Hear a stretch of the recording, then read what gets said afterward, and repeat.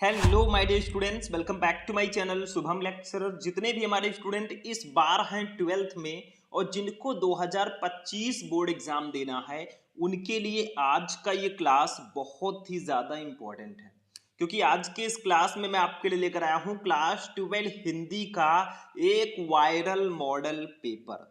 बहुत सारे student comment कर रहे थे, सर आप हिंदी का कोई ऐसा पेपर लेकर आइए जिसको हम सॉल्व कर लें और हमें हिंदी में 100 में 95 प्लस मिल जाए। तो आज मैं हिंदी का एक वायरल पेपर ढूंढ कर लेकर आया हूं। पेपर कोड आप लोग ध्यान से देख लीजिएगा, 606HF। ठीक है, ये जो पेपर है, मैं ऐसा नहीं कह रहा हूं कि यही पेपर आपके बोर्ड एग्जाम में आएगा, लेकिन मैं ये जरूर कहूंगा कि हाँ, इस पेपर में से ज्यादातर क्वेश्चन आपके बोर्ड एग्जाम में आएंगे। तो इस पेपर को आप लोग हिंदी का पेपर देने जाने से पहले जरूर देख लेना, क्योंकि इस पूरे 100 नंबर के पेपर को हम सॉल्यूशन के साथ आपको इस वीडियो में बताएंगे। और जितने भी क्वेश्चन इसमें है ना, सब हाई रेटेड क्वेश्चन है। तो देखो यहाँ पे सब कुछ दिया गया है, पेपर आपका हिंदी का, यहाँ पे पेपर कोड दिया गया है, पूर्णांक दिया है, समय तो 3 घंटे 15 मिनट रहता ही है। ठीक है, आपको कुछ नोट दिए जाएंगे, जैसे प्रारंभ के 15 मिनट परीक्षार्थियों को प्रश्न पत्र पढ़ने के लिए निर्धारित है, मतलब स्टार्टिंग के 15 मिनट आपको क्वेश्चन पेपर पढ़ना है। ठीक है, दूसरा, इस प्रश्न पत्र में 2 खंड हैं, दोनों खंडों के सभी प्रश्नों का उत्तर देना अनिवार्य है। मतलब आपका जो हिंदी का पेपर है भैया, 2 खंड में होता है। एक खंड का 50 नंबर का रहेगा, दूसरा खंड का वो भी 50 नंबर का रहेगा। तो ये तो थी कुछ बेसिक जानकारी जो आपको जानना जरूरी था। अब हम पूरे पेपर को सॉल्व करेंगे स्टार्टिंग से। तो आप लोग ध्यान से क्लास को देखिएगा, इस वीडियो को आप लोग ज्यादा से ज्यादा लाइक कीजिएगा, चैनल पर नए चैनल को सब्सक्राइब कर लीजिएगा, ताकि ऐसे ही मैं आपको सारे सब्जेक्ट की क्लासेस प्रोवाइड करा सकूं। देखो, खंड का में सबसे पहले हिंदी के बहुविकल्पीय प्रश्न होते हैं। टोटल 10 नंबर के क्वेश्चन रहेंगे, 10 क्वेश्चन रहेंगे 10 नंबर के। 5 क्वेश्चन आपका हिंदी गद्य साहित्य से रहेगा, 5 क्वेश्चन हिंदी पद्य साहित्य से रहेगा। जैसे देखो, फर्स्ट का है, साहित्य सहचर के लेखक हैं। साहित्य सहचर के लेखक कौन है? आपके पास 4 ऑप्शन है, महावीर प्रसाद द्विवेदी, हजारी प्रसाद द्विवेदी, बाबू गुलाब राय, महादेवी वर्मा। तो भैया साहित्य सहचर के लेखक हैं डॉक्टर हजारी प्रसाद द्विवेदी जी।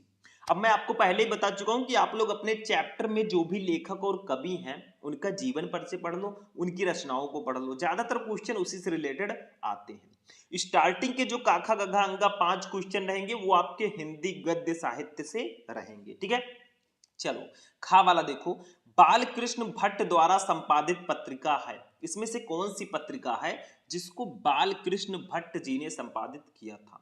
कवि वचन सुधा, विशाल भारत, साहित्य संदेश, हिंदी प्रदीप। भैया जो हिंदी प्रदीप है, ये बाल कृष्ण भट्ट द्वारा संपादित पत्रिका है। 1 नंबर आपका कंप्लीट। तो ऐसे ऐसे आप लोग ज्यादा से ज्यादा क्वेश्चन को पढ़ो, क्योंकि सिर्फ यही 10 क्वेश्चन पढ़ने से थोड़ी ना आपका 10 नंबर बहुविकल्पीय प्रश्न का कंप्लीट हो जाएगा। आपको और भी क्वेश्चंस को पढ़ना है ढूंढ ढूंढ के। ठीक है, चलो गा वाला देखो, हिंदी का प्रथम मौलिक उपन्यास कौन सा है? ये क्वेश्चन तो आपके जुबान पर होना चाहिए। देखो, जितने क्वेश्चन इस पेपर में हैं, सारे के सारे 5 स्टार वाले क्वेश्चन हैं भैया, 5 स्टार वाले। ठीक है, तो इनको बिल्कुल भी आप मिस मत करना। तो हिंदी का प्रथम मौलिक उपन्यास कौन सा है? परीक्षा गुरु, आनंद मठ, नाटक, गबन। भैया ये परीक्षा गुरु जो है, ये हिंदी का प्रथम मौलिक उपन्यास है। 1 नंबर और कंप्लीट हो गया।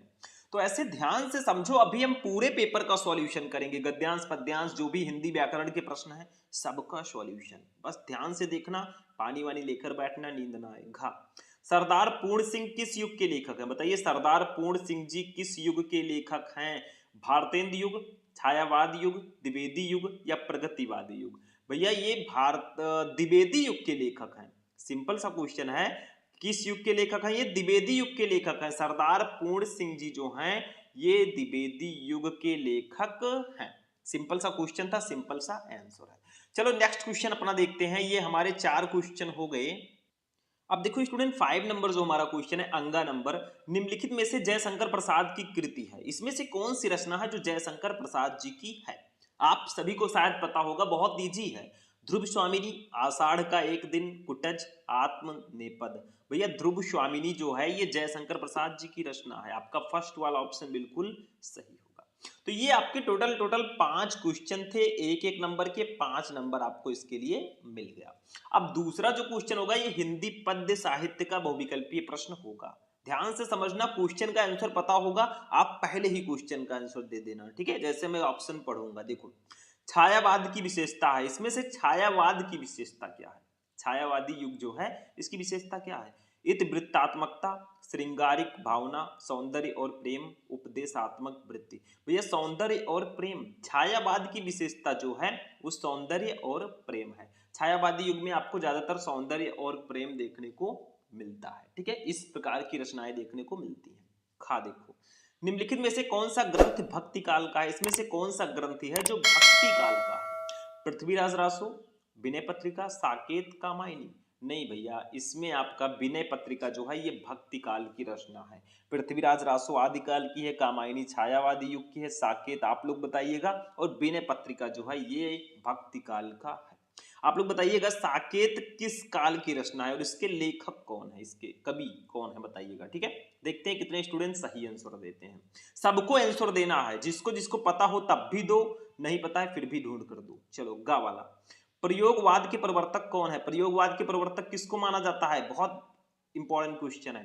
निराला, जयशंकर प्रसाद, मैथिली शरण गुप्त, अज्ञेय। भैया अज्ञेय जी को ही प्रयोगवाद का प्रवर्तक माना जाता है। फोर्थ ऑप्शन आपका बिल्कुल करेक्ट होगा।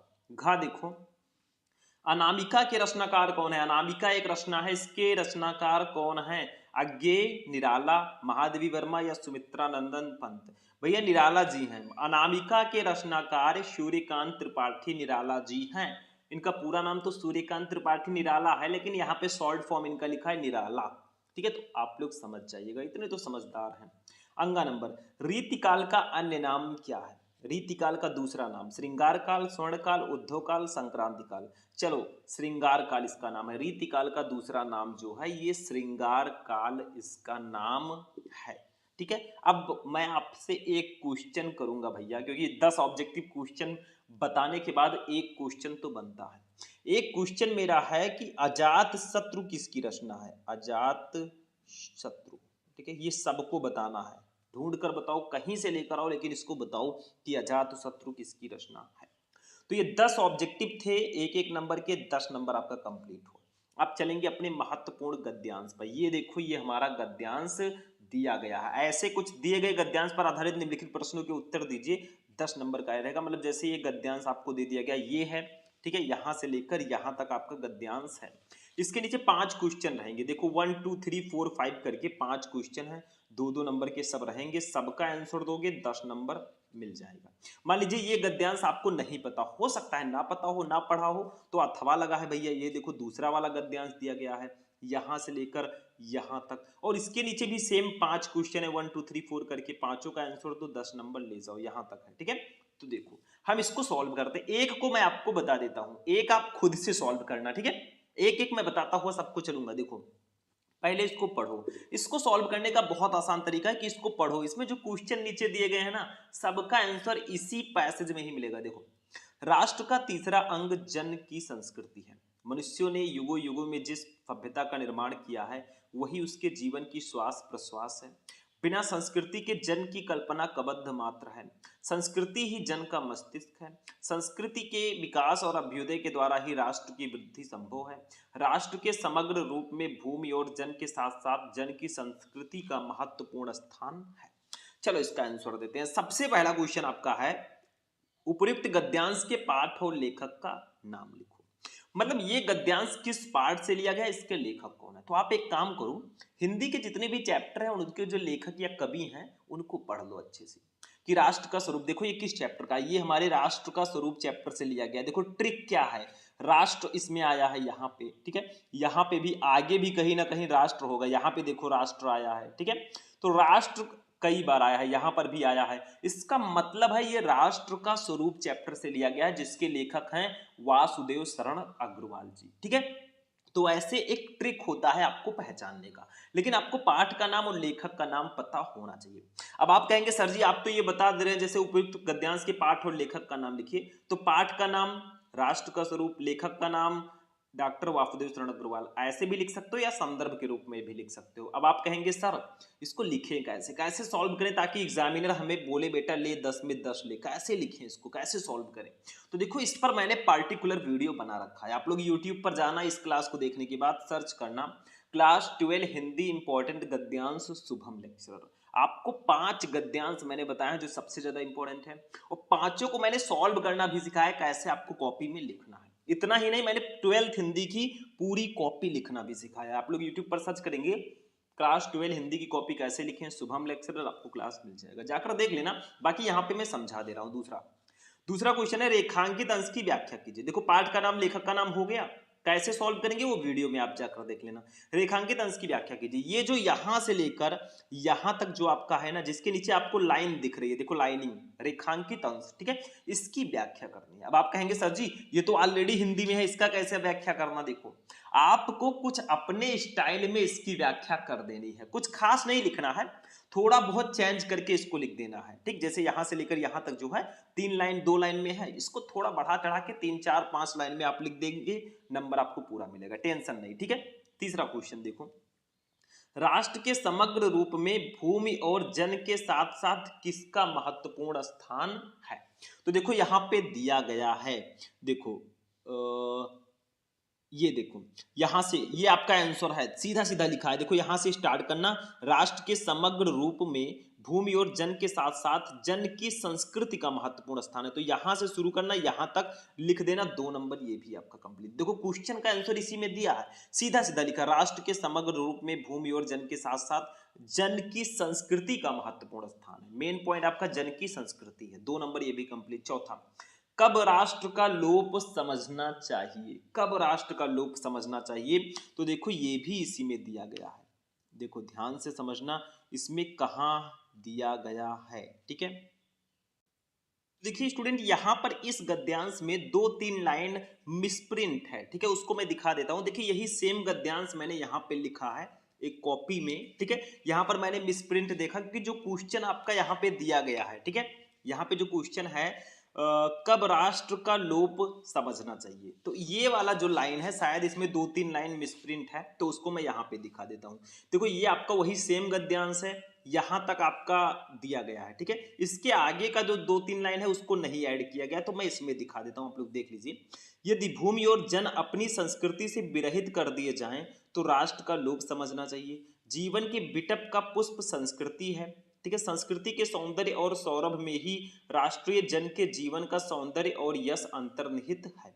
ज्ञान और कर्म दोनों के पारस्परिक प्रकाश की संज्ञा संस्कृति है। मतलब यहां से लेकर यहां तक आपके गद्यांश में शायद नहीं दिया गया है, लेकिन बोर्ड में दिया जाएगा अगर ये वाला गद्यांश आएगा, ठीक है। तो देखो क्वेश्चन आपका था, ध्यान से समझो, इसका आंसर मैं इसी में बता देता हूं। क्वेश्चन है कब राष्ट्र का लोप समझना चाहिए, तो देखो इसका आंसर यहीं पे है, ये देखो, यदि भूमि और जन अपनी संस्कृति से विरहित कर दिए जाएं तो राष्ट्र का लोप समझना चाहिए। यहां से लेकर आपको यहां तक लिख देना है, 2 नंबर आपका कंप्लीट हो जाएगा। जो मैंने पेपर में गद्यांश जो हमारे हैं उसमें ये लाइन मिसप्रिंट है तो नहीं है, तो शायद देना चाहिए। चलो मैंने यहाँ पे बता दिया आपको लिख कर, थोड़ा मेहनत और करना पड़ा, ठीक है। चलो पांचवा, संस्कृति के सौंदर्य और सौरभ में क्या अंतर्निहित है, तो देखो यहाँ पे लिखा है जीवन के बिटप का पुष्प संस्कृत है, संस्कृति के सौंदर्य और सौरभ में ही राष्ट्रीय जन के जीवन का सौंदर्य और यश अंतर्निहित है। यहां से लेकर यहां तक लिख दो, 2 नंबर ये भी कंप्लीट, मतलब इसका भी 2 नंबर आपका कंप्लीट, टोटल आपका 10 नंबर भैया कंप्लीट ऐसे हो जाएगा, ठीक है। मतलब सीधा सीधा आपका गद्यांश का आंसर आपको गद्यांश में ही दिया रहता है, ठीक है। तो ऐसे आपको गद्यांश में क्वेश्चन का आंसर देना होता है, समझ में आया। यहां पे पेपर में जो ये वाला आपका गद्यांश है इसमें 2-3-4 लाइन नहीं लिखा गया था, जो मैंने आपको लिखकर दिखा दिया, ठीक। तो ऐसे गद्यांश सॉल्व करना, बाकी गद्यांश सॉल्व करने का मैंने पहले भी ट्रिक बता दिया है। अब नहीं पता आपको तो आप ये वाला कर सकते हैं भैया, ठीक। भाषा की साधारण इकाई शब्द है, शब्द के अभाव में भाषा का अस्तित्व ही दुरूह है। अब इसको कैसे पहचानोगे किस चैप्टर का है, देखो भाषा आया है यहाँ पे, भाषा आया है यहाँ पे, कई बार भाषा आया है, इसका मतलब ये भाषा और आधुनिकता चैप्टर का गद्यांश है, और इसके लेखक हैं प्रोफेसर जी सुंदर रेड्डी जी, ठीक है। तो इसमें भी 5 question same as it is रहेंगे, 2 नंबर इसके लिए, 2 नंबर इसके लिए, 2 नंबर इसके लिए, 2 इसके, 2 इसके। तो इसका आप लोग स्क्रीनशॉट ले लो, फटाक से स्क्रीनशॉट इसका लो और इसका आंसर आप लोग खुद इसको सॉल्व करना, क्योंकि एक मैंने आपको बता दिया है, ठीक है। ये भी सिंपल सा है। अब चलते हैं अपने महत्वपूर्ण पद्यांश पे। गद्यांश तो हमारा हो गया, 10 नंबर का आता है, ठीक है। 10 नंबर हमने कंप्लीट कर लिया। अब हम चलेंगे अपने महत्वपूर्ण पद्यांश पे, जो कि 10 नंबर का पूछा जाता है। अब देखिए स्टूडेंट, हमारा जो पद्यांश है 4th नंबर क्वेश्चन, ये भी गद्यांश की तरह ही रहेगा। इसमें भी सेम प्रोसेस रहेगा। मतलब देखो 10 नंबर का ये आता है, आपको एक पद्यांश ऐसे दे दिया जाएगा, जैसे यहां से लेकर यहां तक आपको दिया गया है, ठीक है। अभी मैं समझाऊंगा। इसके नीचे 5 क्वेश्चन रहेंगे, सेम प्रोसेस, 2-2 नंबर के 5 क्वेश्चन आपको दिए जाएंगे। पांचों का आंसर दो, 10 नंबर ले जाओ। लेकिन एक चीज याद रखना, गद्यांश के इतना इजी पद्यांश नहीं होता। गद्यांश में आपको डायरेक्टली आंसर मिल जाता है, जैसा कि मैंने आपको दिखाया अभी। लेकिन पद्यांश में आपको अगर इस पद्यांश का हिंदी मीनिंग पता होगा, तब आप इसको आसानी से कर पाएंगे, ठीक है। अब इसके नीचे 5 क्वेश्चन नहीं पता तो आपको दूसरा पद्यांश भी दिया गया है, यहां से लेकर यहां तक, ठीक है। इसके नीचे भी 5 क्वेश्चन है, तो आपको करना एक ही है। चलो मैं इसको बताता हूं, जैसे एक एक को हम सॉल्व करते हुए चलेंगे तो ज्यादा बेटर रहेगा। तो देखो पहले इसको पढ़ते हैं हम लोग, थोड़ा सा समझने का प्रयास करेंगे, फिर क्वेश्चन का आंसर भी देंगे। देखो क्या है, कहते आते थे यही अभी नरदेही, माता न कुमाता पुत्र कुपुत्र भले ही, अब कहे सभी या हाय विरुद्ध विधाता, है पुत्र पुत्र ही रहे कुमाता माता, बस मैंने इसका वाह मात्र ही देखा, दृढ़ हृदय न देखा मृदुल गात्र ही देखा, परमार्थ न देखा पूर्ण स्वार्थ ही साधा, इस कारण ही तो हाय आज ये बाधा। युग युग तक चलती रहे कठोर कहानी, रघुकुल में थी एक अभागिन रानी, निज जन्म जन्म में सुने जीव या मेरा, धिक्कार उसे था महास्वार्थ ने घेरा। अब आपको पता चल चुका होगा शायद कि ये किस चैप्टर का पद्यांश है। देखो ये कैकेयी का अनुताप, जो हिंदी पद्य में चैप्टर हमारा, जिसके कवि हैं मैथिली शरण गुप्त जी, ये उसी से लिया गया है। कैकेयी जी जिन्होंने श्री राम जी को 14 वर्ष का वनवास भिजवाया था, वो खुद के जो वो काम है ना, जो उन्होंने भिजवाया था उनको वनवास, उसका प्रायश्चित कर रही हैं, पश्चाताप कर रही हैं। कहती हैं, ध्यान से समझना, कहते आते थे यही अभी नरदेही, मतलब कहते आते थे यही अभी, अभी तक, नरदेही मतलब मनुष्य। उनका कहना है कि अभी तक तो मानव जाति में यही कहावत प्रचलित थी, या वो यही कहते आते थे, माता न कुमाता पुत्र कुपुत्र भले ही। वो कहते आते थे यही कि माता न कुमाता, माता जो है वो कभी कुमाता नहीं हो सकती, पुत्र कुपुत्र भले ही, पुत्र कुपुत्र हो सकता है लेकिन माता कुमाता नहीं हो सकती। कुमाता का मतलब होता है बुरी माता, और कुपुत्र का मतलब होता है बुरा पुत्र। मतलब पुत्र बुरा हो सकता है लेकिन माता कभी बुरी नहीं हो सकती, ऐसा लोग कहते आते थे। लेकिन अब वो सोचती हैं कि हमें क्या कहेंगे लोग, अब कहे सभी ये हाय विरुद्ध विधाता। मतलब वो कहती हैं कि अब सभी लोग, किंतु अब तो सभी लोग यही कहेंगे कि विधाता के बनाए नियमों को, है पुत्र पुत्र ही रहे कुमाता माता। मतलब पुत्र तो पुत्र ही है, लेकिन जो कुमाता है, वो जो माता है वो कुमाता हो गई है, जो माता है वो बुरी हो गई है। बस मैं, फिर वो कहती हैं बस मैंने इसका वाह मात्र ही देखा। फिर क्या होता है कि कैकेयी जी भरत जी को संबोधित करते हुए कहती हैं, क्या कहती हैं कि कैकेयी अपने दोष गिनाते हुए आगे कहते हैं कि मैंने अपने पुत्र का केवल बाहरी रूप ही देखा, ठीक है, दृढ़ हृदय ना देखा मृदुल गात्र ही देखा। मतलब वो कहती है कि उसके दृढ़ हृदय को मैंने ना देखा, बस उसके कोमल शरीर को ही देखा, परमार्थ न देखा पूर्ण स्वार्थ ही देखा। वो कहती है कि मैंने दूसरों का हित ना देखा, परमार्थ का मतलब होता है दूसरों का हित, मैंने दूसरों का हित ना देखा, पूर्ण स्वार्थ ही साधा, मतलब खुद के स्वार्थ को ही मैंने पूरा किया। साधा का मतलब पूरा करना, ठीक है। इस कारण ही तो हाय आज ये बाधा, और इसी कारण आज ये बाधा आ गई है। युग युग तक चलती रहे कठोर कहानी, और युगों युगों तक ये कहानी चलती रहेगी।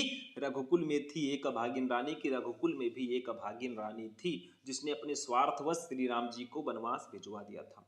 जन्म जन्म में सुने जीव या मेरा, मतलब जन्म जन्मांतर तक मेरे जीव यही सुनते रहे, धिक्कार उसे था महास्वार्थ ने घेरा, कि उस रानी को धिक्कार है जिसको महास्वार्थ ने घेर कर ऐसे अनुचित कर्म कराए। बस इतना सा आपको समझना है। अभी इसका आंसर दो, देखो सबसे फर्स्ट क्वेश्चन है उपयुक्त पद्यांश के शीर्षक और कवि का नाम लिखो। भैया आपको शीर्षक का नाम और कवि का नाम लिखना है। तो शीर्षक का नाम है कैकेयी का अनुताप, कवि का नाम है मैथिली शरण गुप्त। तो आपको ऐसे लिख देना है, कोई दिक्कत नहीं है, ठीक है।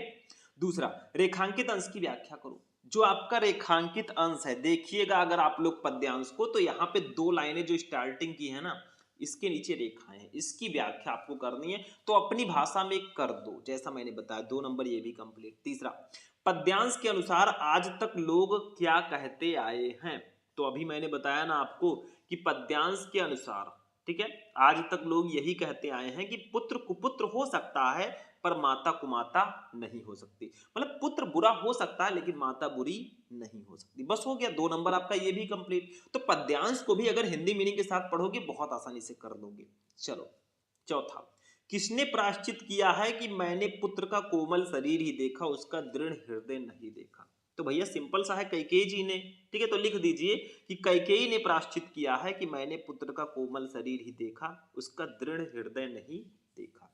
तो कैकेयी जी ने किया है, 2 नंबर कंप्लीट। पांचवा, इन पंक्तियों में कैकेयी को किस बात पर पश्चाताप हो रहा है। तो सिंपल सा लिख दो, इन पंक्तियों में कैकेयी को अपने ऊपर लगने वाले कलंक और पुत्र की प्रवृत्ति को ना पहचान पाने का पश्चाताप हो रहा है कि हमारे ऊपर कलंक भी लग गया कि मैंने राम जी को वनवास भिजवाया और अपने पुत्र को मैंने पहचाना नहीं, ठीक है, मैंने स्वार्थवश ऐसे अनुचित कर्म किए। बस हो गया भैया, ऐसे लिखोगे 10 में 10 मिलेंगे। अब आप कहेंगे सर ऐसे बोलने से थोड़ी ना मिल जाएंगे, तो लिखना भी तो मैंने सिखाया है। पद्यांश का भी मैंने वीडियो बना रखा है, आप लोग जाना यूट्यूब पर सर्च करना, क्लास 12 हिंदी इंपॉर्टेंट पद्यांश शुभम लेक्चरर, आपको क्लास मिल जाएगा। तो देर किस बात की, चलो नहीं पता तो आप अथवा लगा है। सावधान मनुष्य यदि विज्ञान है तलवार तो इसे दे फेंक, तजकर मोह स्मृत के पार हो चुका है सिद्ध है तू शिशु अभी अज्ञान, फूल कांटों की तुझे भी कुछ भी नहीं पहचान, खेल सकता तू नहीं ले हाथ में तलवार, काट लेगा अंग तीखी है बड़ी ये धार। मतलब विज्ञान को कह रहे हैं कि विज्ञान को त्याग दो, ये एक तलवार है, ये आपकी रक्षा भी कर सकता है और आपको हानि भी पहुंचा सकता है। किस पाठ का है बताइए। ये अभिनव मनुष्य चैप्टर का है, इसके कवि है रामधारी सिंह दिनकर जी। तो आप इसका स्क्रीनशॉट ले लो और इसका आंसर खुद से इसको सॉल्व करो मेरे स्टूडेंट, क्योंकि आपको खुद भी कुछ करना है, होमवर्क करना है। मैं तो पढ़ाता जाऊंगा, आप पढ़ते जाएंगे, लेकिन आपको भी कुछ अलग करना होगा। चलो पद्यांश हो गया। अब जीवन परिचय पे चलेंगे, 5 नंबर, साहित्यिक परिचय जिसको बोलते हैं। निम्नलिखित में से किसी एक लेखक का साहित्यिक परिचय देते हुए उनकी प्रमुख रचनाओं का उल्लेख कीजिए। 5 नंबर का ये आएगा। देखो 3 लेखक मैंने यहाँ पे लिए हैं, आचार्य हजारी प्रसाद द्विवेदी, हरिशंकर परसाई, वासुदेव शरण अग्रवाल। तीनों बहुत इंपॉर्टेंट हैं। मैंने बताया था आप आचार्य हजारी प्रसाद द्विवेदी, वासुदेव शरण अग्रवाल और प्रोफेसर जी सुंदर रेड्डी, चाहे आप प्रोफेसर जी सुंदर रेड्डी को याद कर लें या हरिशंकर परसाई को याद कर लें, सेम चीज है, ठीक है। अब कवि का 5 नंबर हो गया। जीवन परिचय मैंने पहले ही पढ़ा दिया, बस यूट्यूब पर आप लोग सर्च करना क्लास 12 हिंदी इंपॉर्टेंट जीवन परिचय शुभम लेक्चरर, आपको क्लास मिल जाएगा, ठीक है। खा देखो, निम्नलिखित में से किसी एक कवि का साहित्यिक परिचय एवं उनकी प्रमुख रचनाओं का उल्लेख कीजिए। 5 नंबर। अब कवि का आ गया, महादेवी वर्मा, जयशंकर प्रसाद, रामधारी सिंह दिनकर, तीनों इंपॉर्टेंट हैं। अब इनका आप लोग साहित्यिक परिचय देते हुए इनकी रचनाओं को लिखो, 5 नंबर ले जाओ। इसको भी मैंने आपको बता दिया है, आप एक एक का भी सर्च करके देख सकते हैं, वैसे भी आपको मिल जाएगा। कहानी की बात करें भैया तो ये तो नंबर 5 नंबर फिक्स ही होता है। आपको पंचलाइट, बहादुर और ध्रुव यात्रा, 3 कहानी अच्छे से पढ़ लेनी है, ये 5 नंबर कोई नहीं काट सकता। देखो 6 नंबर, ध्रुव यात्रा अथवा बहादुर कहानी का सारांश लिखिए। आप ध्रुव यात्रा या बहादुर दोनों में से किसी एक कहानी का सारांश लिखो। दोनों नहीं पता तो अथवा लगा है। पंचलाइट अथवा ध्रुव यात्रा कहानी के नायक का चरित्र चित्रण कीजिए। मतलब पंचलाइट अथवा ध्रुव यात्रा कहानी के नायक का चरित्र चित्रण करना है। अधिकतम शब्द सीमा 80 आपका होना चाहिए, ठीक है। बस इतना आपको भैया करना है, आपका नंबर बिल्कुल कंप्लीट रहेगा। तो 3 कहानी आपको पढ़ लेनी है, मैं जो बोल रहा हूं, पंचलाइट, बहादुर और ध्रुव यात्रा, इन्हीं 3 कहानी का उद्देश्य और सारांश दोनों पढ़ लोगे, 5 नंबर कोई नहीं काट सकता। कहानी में है ही क्या, बहुत सिंपल सी है, तो इसको पढ़ लेना मेरे भाई, ठीक है। अब 7 नंबर टॉपिक है हमारे खंड का लास्ट क्वेश्चन है 7 नंबर। स्वापठित खंड काव्य के आधार पर किसी एक खंड के एक प्रश्न का उत्तर दीजिए, ठीक है। अधिकतम शब्द सीमा आपका 80 नंबर, ये भी रहेगा 5 नंबर। अब ये एक ऐसा टॉपिक है हमारे 12th में, ये एक ऐसा टॉपिक है स्टूडेंट ना, जो आपके बोर्ड एग्जाम में जिला वाइज होता है। जैसे कुछ जिलों में दूसरा है, कुछ जिलों में दूसरा है। जैसे देखो, किसी में मुक्त यज्ञ है, हर एक में दो ऑप्शन रहेंगे, चाहे आप ये कीजिए अथवा लगा है ये कीजिए। किसी में सत्य की जीत है, किसी में रश्मि रथी है, अभी और भी है, ठीक है। किसी में आलोक वृत है, किसी में त्यागपथी है, किसी में श्रवण कुमार है। तो ये 5-6 जो भी आपके रहेंगे ये जिला वाइज होते हैं। जैसे कुछ जिलों में रश्मि रथी होगा, किसी में मुक्ति यज्ञ होगा, किसी में सत्य की जीत, किसी में आलोक वृत, किसी में त्यागपथी, किसी में श्रवण कुमार। तो आप किस जिले से हैं, आप में कौन सा खंड काव्य है, कमेंट कर देना भैया, ठीक है। अब दोनों में देखो, त्यागपथी खंड काव्य की कथा वस्तु संक्षेप में लिखिए, नहीं पता तो अथवा लगा है। त्यागपथी के आधार पर राजश्री का चरित्रांकन कीजिए। दो ऑप्शन आपको मिलेंगे, एक करना होगा। चलो हमारा भैया खंड का खत्म हुआ। 50 नंबर का क्या क्या था इसमें एक बार बोल देता हूं मैं। 10 नंबर का बहुविकल्पीय, 10 नंबर का गद्यांश, 10 नंबर का पद्यांश, 10 नंबर का जीवन परिचय, 5 नंबर की कहानी और 5 नंबर का खंड काव्य। टोटल 50 नंबर हो गया। अब खंड खा पे हम चलेंगे। इसमें सबसे पहले हिंदी संस्कृत आता है। हिंदी संस्कृत के गद्यांश पद्यांश रहेंगे 7-7 नंबर के, फिर हिंदी व्याकरण के क्वेश्चंस रहेंगे। चलो देखते हैं। दिए गए गद्यांशों में से किसी एक का संदर्भ सहित हिंदी में अनुवाद कीजिए, 7 नंबर का रहेगा। जैसे का देखो, धन्योऽयं भारत देशः यत्र समुल्लसित जनमानस पावनी भव्य भावोत भावनी शब्द संदोह परसोनी सुर भारती। ठीक है, किस चैप्टर का है ये? संस्कृत भाषा या महत्वम चैप्टर का गद्यांश है। दो रहेंगे, मान लीजिए ये आपको नहीं पता तो अथवा लगा, ये दूसरा वाला आप कर सकते हैं, दोनों में से एक ही करना है। अब देखो भैया, गद्यांश के लिए मैंने मोस्ट इंपोर्टेंट चैप्टर आपको पहले ही बता रखा है। जातक कथा, संस्कृत भाषा या महत्वम, पंचशील सिद्धांता, महामना मालवीय। ठीक है, इन 4 चैप्टर को पढ़ लो, आपका नंबर कंप्लीट रहेगा। अब देखो, ये आपका पहले संदर्भ लिखना है। संदर्भ तो लिखना आप लोग जानते होंगे, प्रस्तुत गद्यांश हमारी पाठ्य पुस्तक हिंदी संस्कृत के संस्कृत भाषा या महत्वम पाठ से अवतरित है। संदर्भ में इसमें सिर्फ पाठ का नाम लिखना है, लेखक नहीं होते। ठीक है, तो ये आपको करना है। आपको हिंदी संस्कृत के गद्यांश भी मैं बता चुका हूं मैराथन क्लासेस में, तो आप जाकर देख लेना। चलो, पद्यांश भी ऐसे आएगा, ये तो नंबर फिक्स होता है, 100% फिक्स। देखो, दिए गए पद्यांशों या श्लोकों में से किसी एक का ससंदर्भ हिंदी में अनुवाद कीजिए। देखो, 7 नंबर का ये भी रहेगा। जैसे आपको दिया गया है, न चौरहार्यम न राजहार्यम न भ्रांत्र भाज्यम न च भारकारी व्यये कृते वर्धत एवं नृत्यम। ठीक है, नित्यम विद्याधनम सर्वधनम प्रधानम। ठीक है, ये आपका दिया गया अथवा लगा है। जयंति ते महाभागा जन सेवा परायणा जरा मृत्यु भयम नास्ति एसाम कीर्तितनम क्वाचिता। ठीक है, तो ये आपका जो गद्यांश है ये सुभाषित रत्नानी चैप्टर का गद्यांश है, ऊपर वाला। और सुभाषित रत्नानी आपके संस्कृत में एक ऐसा चैप्टर है जिसमें सिर्फ पद्यांश ही दिया गया है, श्लोक। तो इस चैप्टर को अगर आप पढ़ लेते हो 7 नंबर कोई काट ही नहीं सकता, पूरा श्लोक पढ़ लेना। और बाकी 1-2 चैप्टर ऐसे हैं जिसमें एक एक श्लोक है। जैसे ये श्लोक जो है ये महामना मालवीय चैप्टर से लिया गया है, तो इसमें श्लोक नहीं है ज्यादा, एक एक श्लोक है कुछ चैप्टर में, उसको पढ़ लो। 5 नंबर आपका, सॉरी 7 नंबर एकदम फिक्स रहता है, 100% फिक्स। ठीक है, चलो आगे बढ़ते हैं। इसको मैं बताऊंगा आगे आगे। कमेंट करना अगर आपको गद्यांश पद्यांश का वीडियो चाहिए संस्कृत का, तो कमेंट बॉक्स में बता देना। 9 नंबर देखो, निम्नलिखित मुहावरे और लोकोक्तियों में से किसी एक का अर्थ लिखते हुए वाक्य प्रयोग कीजिए। 2 नंबर। 4 दिए गए, 4 में से किसी एक का आपको अर्थ लिखकर वाक्य प्रयोग करना है। देखो, होश उड़ जाना, इसका मतलब होता है अत्यधिक घबरा जाना। जैसे आप वाक्य प्रयोग कैसे करेंगे, मान लो घर में चोरी की खबर सुनकर अनुराग के होश उड़ गए, ऐसे कर दो, सिंपल सा है। 2 नंबर कंप्लीट। अंधे की लकड़ी होना या अंधे की लाठी होना, इसका मतलब एकमात्र सहारा होना। आम के आम गुठलियों के दाम, मतलब दोहरा लाभ। दाल में काला होना मतलब किसी बात पर संदेह करना या कुछ गड़बड़ होना, इसका अर्थ यही होगा। ठीक है, तो ऐसे आपको लिख देना है भैया, नंबर आपको भर भर के मिलेंगे, टेंशन नहीं लेने का। अब जो हमारा नेक्स्ट टॉपिक है इस पर ध्यान दीजिएगा थोड़ा सा। ठीक है, ये हमारा टॉपिक है अपठित गद्यांश। देखो, 5 नंबर का पूरे आता है। निम्नलिखित गद्यांश को पढ़कर नीचे दिए गए प्रश्नों के उत्तर दीजिए। आपको ये गद्यांश दिया गया है, ये यहां से लेकर यहां तक दिया गया है। देखो यहां तक, इसके नीचे 3 क्वेश्चन आपको दिख रहे हैं। ये का 1 नंबर का, खा 2 नंबर का, गा 2 नंबर का। देखो 3 क्वेश्चन है, तीनों का आंसर दो, 5 नंबर ले जाओ। इन तीनों का आंसर कहीं बाहर से हमें नहीं लाना है, इसी गद्यांश में आपको मिलेगा। नहीं पता मान लीजिए ये वाला, तो अथवा लगा है भाई, ऑप्शन तो मिलेगा ही। ये दूसरा आप कर सकते हैं, यहां से लेकर यहां तक। अब पहले आप इसको पढ़ें, फिर 1 2 3 करके क्वेश्चन दिया गया, इसको आंसर दे, 5 नंबर ले जाए। चलो हम फर्स्ट वाला पहले सॉल्व करते हैं। पहले इसको हम पढ़ेंगे ध्यान से, ठीक। अब देखिए, इसको पढ़ते हैं, खूब प्यार से पढ़ेंगे, तब इसका आंसर हम लोग देंगे। ठीक है, कुछ है नहीं इसमें, बहुत सिंपल होता है। देखो, पहले मैं आपको अपनी सबसे बड़ी विशेषता बताता चलूं। मेरी 3 गतियां होती हैं, दान, भोग और नाश। इसलिए समझदार लोग मेरा अर्जन करने के बाद जी खोलकर मुझे दान करते हैं। दान करने में असमर्थ लोग मेरा जी भर कर उपभोग करते हैं। जो लोग ना मेरा दान करते हैं और ना भोग, उनके पास मैं अधिक दिनों तक नहीं रह पाता। या तो चोर, डाकू या फिर आयकर अधिकारी मुझे पाताल से भी ढूंढ निकालते हैं। अब आपको पता चल चुका होगा किसकी बात की जा रही है। मेरी कमी यदि कई प्रकार की समस्याओं का कारण बनती है, तो मेरी अधिकता भी कम नुकसानदायक नहीं होती। इसलिए मेरे प्रयोग में मनुष्य को सावधानी बरतनी चाहिए। किसकी बात हो रही है? धन की बात हो रही है, पैसे की।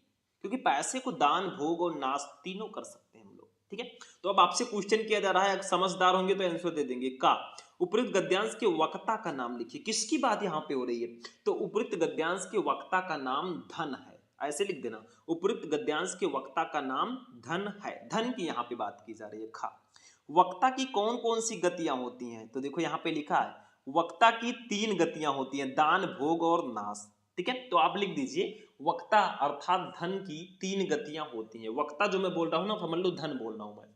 दान, भोग और नाश। वो कहते हैं धन का दान और भोग करना आवश्यक होता है, क्योंकि धन की कमी के साथ साथ उसकी अधिकता भी बहुत नुकसानदायक होती है। ऐसे लिख दो, हो जाएगा। गा वक्ता की अधिकता से दान या भोग ना करने का क्या परिणाम है? तो देखो यहाँ पे लिखा है, क्या लिखा है देखो, इसका हो जाएगा वक्ता की अधिकता से दान या भोग ना करने पर वो उनके पास अधिक समय तक नहीं रहती। देखो यहाँ पे लिखा है जो लोग ना मेरा दान करते हैं और ना भोग करते हैं, उनके पास मैं अधिक दिनों तक नहीं रह पाता। या तो चोर, डाकू या फिर आयकर विभाग वाले अधिकारी मुझे पाताल से भी ढूंढ निकालते हैं। तो यहाँ से लेकर यहाँ तक लिख दो, बस आपका आंसर हो जाएगा। सिंपल सा है, सिंपल सा मैंने आंसर भी दे दिया। ठीक है, तो ऐसे आपको सॉल्व करना होगा। एक मैंने आपको बता दिया, दूसरे का आप लोग स्क्रीनशॉट ले लीजिए, आपके सामने है। ठीक है, ऐसे ले लीजिए, यहाँ से पहले लीजिए, फिर इसका ले लीजिए, आप खुद इसका आंसर लिखिए। ठीक है, अब 11 नंबर पे हम लोग चलेंगे।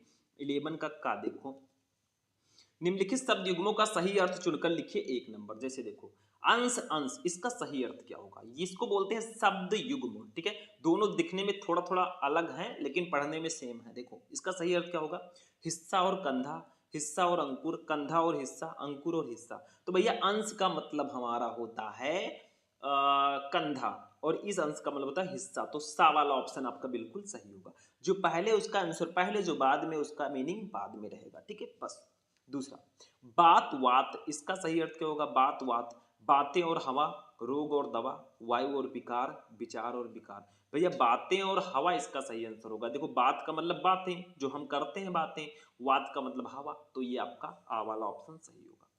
खा देखो, इसको हम अनेकार्थी शब्द बोलते हैं। देखो निम्नलिखित शब्दों में से किसी एक शब्द के 2 अर्थ लिखिए, 2 नंबर का रहेगा। जैसे पतंग, पतंग को और किन नामों से जानते हैं? 2 अर्थ बताना। जैसे इसको हम विष्णु और पक्षी दोनों लिख सकते हैं। नाग, नाग को हम सांप और हाथी लिख सकते हैं। वर, वर को हम दूल्हा और श्रेष्ठ लिख सकते हैं। भैया नंबर कंप्लीट। गा देखो, निम्नलिखित वाक्यांशों के लिए एक शब्द का चयन करके लिखिए, 1 नंबर। 2 नंबर का रहेगा 2 क्वेश्चन। जिसका कोई शत्रु पैदा ही ना हो उसको क्या कहेंगे एक शब्द में? देखो ऑप्शन यहाँ पे दिया गया है, अजय, अजात शत्रु, अजन्मा या अनंत। भैया अजात शत्रु उसको बोलेंगे, बा वाला सही होगा। जिसका कोई शत्रु पैदा ही ना हुआ हो उसको हम अजात शत्रु बोलते हैं। चलो दूसरा, जो बहुत कुछ जानता हो उसको क्या बोलेंगे? बहुज्ञ, सर्वज्ञ, बहुश्रुत या बहुपट। देखो सर्वज्ञ उसको बोलेंगे, जो बहुत कुछ जानता होगा उसको सर्वज्ञ बोलेंगे। सिंपल सा है। इसी में वाक्य संशोधन आता है। घा, निम्नलिखित में से किन्हीं 2 वाक्यों को शुद्ध करके लिखिए, 5 नंबर का। देखो सॉरी 2 नंबर का। जैसे 4 क्वेश्चन रहेंगे, 2 को आपको सही करके लिखना है। मैं ध्यान से पढ़ रहा हूं, आंसर बता रहा हूं, आप लोग लिख लेना। देखो मैं भोजन कर लिया हूं, इसमें गलती कहाँ है? देखो ऐसे नहीं लिखना है आपको। कैसे लिखना है मैं बोल रहा हूं। देखो मैंने भोजन कर लिया है, ये सही होगा। मैं भोजन कर लिया हूं ये नहीं, मैंने भोजन कर लिया है, ऐसा लिखना। दूसरा, क्या मेरा तौलिया सूख गया? नहीं, क्या मेरा तौलिया सूख गया, ये शायद सही है, इसमें कुछ आप चेंज मत कीजिएगा। क्या मेरा तौलिया सूख गया, बस सही है। तीसरा, मैं कलम के साथ लिखता हूं। नहीं भैया मैं कलम से लिखता हूं, के साथ को हटाकर से कर देना, मैं कलम से लिखता हूं। चौथा, मेरा बड़ा भाई आ रहा है। तो भैया गलत है, मेरे बड़े भाई आ रहे हैं, ऐसा बोलो थोड़ा रेस्पेक्ट से, मेरे बड़े भाई आ रहे हैं, बस सही हो जाएगा। ऐसे गलतियां आपको ढूंढनी होती है और लिखनी होती है। अब 12 नंबर पे आते हैं भैया। इसमें रस, छंद और अलंकार तीनों रहेंगे। देखो, हास्य रस अथवा वीर रस की परिभाषा उदाहरण सहित लिखिए 2 नंबर। रूपक अथवा उपमा अलंकार का लक्षण उदाहरण सहित लिखिए 2 नंबर। चौपाई अथवा कुंडलियां छंद का लक्षण उदाहरण सहित लिखिए 2 नंबर। मतलब ये रस है, ये अलंकार है, ये छंद है। तो रस छंद अलंकार तीनों मिलाकर 6 नंबर के आते हैं भैया। ठीक है, अब 6 नंबर मैंने एक ही वीडियो में आपका कंप्लीट करा दिया है। आप लोग यूट्यूब पर जाना, सर्च करना रस छंद अलंकार शुभम लेक्चरर। एक 20 मिनट का या 15 से 20 मिनट का वीडियो होगा, उसको अगर आप लोग देख लोगे, जितने भी रस हैं, जितने भी छंद हैं, जितने भी अलंकार हैं, सबको मैंने बता दिया है। वो 6 नंबर आप सिर्फ 15 से 20 मिनट का वीडियो देखकर कंप्लीट कर सकते हो। तो क्यों टेंशन लेते हो? चलो तो जाकर देख लेना, ठीक है, अभी सर्च करके। चलो, पत्र लेखन पे आ गए हम लोग। 6 नंबर का पूरे आता है। देखो, किसी दैनिक पत्र के संपादक के नाम एक पत्र लिखिए जिसमें शहर में फैली संक्रामक बीमारी के प्रति नगर स्वास्थ्य अधिकारी का ध्यान आकर्षित किया गया हो। पत्र लिखना है। अब पत्र कैसे लिखते हैं, कौन कौन से पत्र बहुत ज्यादा इंपॉर्टेंट है, मैंने पहले ही बताया। आप लोग सर्च करना यूट्यूब पर क्लास 12 हिंदी इंपॉर्टेंट पत्र शुभम लेक्चरर, आपको 5 जो सबसे इंपॉर्टेंट पत्र हैं वो मिल जाएंगे। ठीक है, अथवा लगा है भैया, नहीं जानते तो ये वाला कर दो। किसी बैंक के प्रबंधक को कोई व्यवसाय करने हेतु तो ऋण प्राप्ति के लिए एक आवेदन पत्र लिखो। ये मैंने लिखना सिखा दिया है, जाकर सर्च करना मिल जाएगा। ठीक है, लास्ट टॉपिक हम लेकर आएंगे, इन सबको मैं हटा देता हूं मेरे भाई, और चलते हैं अपने सबसे लास्ट वाले टॉपिक पर। हट जा भाई, ये देखो 14 नंबर टॉपिक हमारा है निबंध। ठीक है, पूरे 9 नंबर का आता है। निम्नलिखित विषयों में से किसी एक पर अपनी भाषा शैली में निबंध लिखो। 5 टॉपिक दिए जाएंगे, जैसे पर्यावरण संरक्षण का महत्व, मेरा प्रिय कवि, भारत में बेरोजगारी की समस्या, आतंकवाद की समस्या और पर्यावरण संरक्षण आवश्यकता और महत्व। शायद दोनों सेम है, इसको अलग होना चाहिए। चलो दूसरा क्वेश्चन आ जाएगा, क्या करना है, इसको निबंध लिखना है। देखो, निबंध में मेन हेडिंग होता है मेरे स्टूडेंट। आप लोग हेडिंग अच्छे से डाल डाल के लिख दोगे, आपको नंबर मिल जाएगा। कोई जरूरी नहीं है आप किताब से एकदम रट के जाए, नहीं भैया, जरूरी नहीं है, क्योंकि यहाँ पे सीधा सीधा लिखा है निम्नलिखित विषयों में से किसी एक पर अपनी भाषा शैली में निबंध लिखो। आपको अपने लैंग्वेज में, अपने स्टाइल में लिखना है, सीधा सीधा लिखा है। तो आप लोग हेडिंग अच्छे से डालना जान जाओ, निबंध लिखते कैसे हैं वो जान जाओ भैया, आपका 10 नंबर 9 नंबर कंप्लीट है। तो निबंध पर मैंने एक स्पेशल वीडियो बनाया। मैंने आपको टॉप 10 हिंदी के निबंध भी बताए हैं, जिसको आप पढ़ लीजिएगा, और आपको कैसे लिखना है वो भी मैंने बताया। तो जाकर यूट्यूब पर सर्च करना क्लास 12 हिंदी इंपॉर्टेंट निबंध शुभम लेक्चरर, आपको क्लास मिल जाएगा। तो आज का क्लास आपको कैसा लगा? पूरा क्लास यहीं पर फिनिश हो गया। पूरे 100 नंबर का हमने पेपर आपको बता दिया। ऐसे ही पेपर इस बार आने वाला है भैया, मेहनत करते रहो, आप कुछ ना कुछ बड़ा करके आओगे। तो आज का क्लास यहीं पर फिनिश होगा। इस वीडियो को करना लाइक, चैनल को कर लेना सब्सक्राइब, और इस वीडियो को अपने दोस्तों के साथ भी शेयर करना, ताकि वो भी इसका बेनिफिट उठा सके। तो चलिए फिर मिलते हैं हम लोग नेक्स्ट वीडियो में नेक्स्ट टॉपिक के साथ। तब तक के लिए जय हिंद।